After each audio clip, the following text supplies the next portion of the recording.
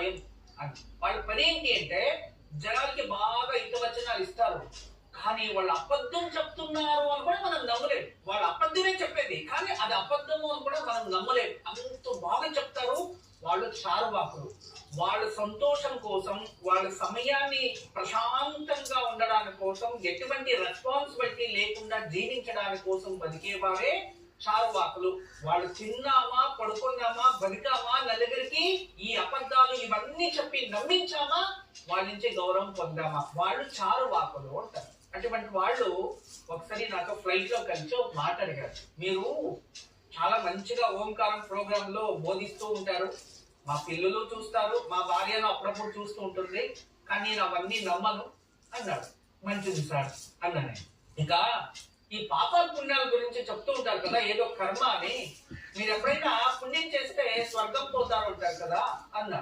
నేను పుణ్యం చేస్తే స్వర్గానికి పోతారని నేను ఎప్పుడూ చెప్పలేదు కదా సార్ అన్నా. కానీ దాని అంతరార్థం అదే కదా అంటే, ఉండొచ్చు సార్, అయిండొచ్చు అన్న.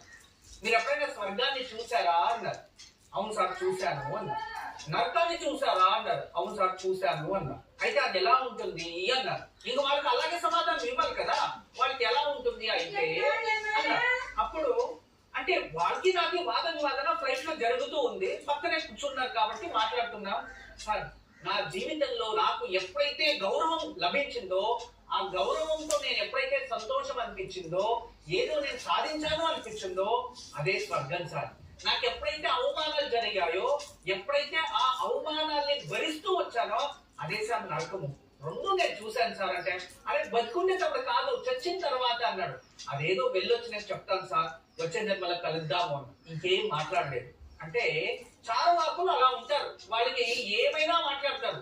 ఇదే చారువాకులు అంటే ఏంటంటే, ఇతరులను చూసి అలాగే మాట్లాడడానికి ప్రయత్నించడం, ఇతరులను చూసి కాపీ కొట్టి వాళ్ళు అబద్ధాలు చెప్పిన అదే నిజం అనుకోవడం, వాళ్ళు గొప్పవాళ్ళుగా వర్ణించుకోవడం. ఈ కాలంలో సోషల్ మీడియా కూడా అదేది. దయచేసి అటువంటి మాటలు నమ్మి అదే సత్యమని గ్రహించకండి. సత్య అసత్యాలు మీ జ్ఞానాన్ని బట్టి మీరు నిర్ణయిస్తారు. ఆ జ్ఞానానికి గౌరవించండి, జ్ఞానాన్ని పెంచుకోండి. జ్ఞానం పెంచుకోవడమే మన వేదం, మన సంప్రదాయం. దాన్ని గౌరవిద్దాం. గురుజీకి ఈరోజు వాస్తు పరిహారం ఏం తెలియజేయబోతున్నారు?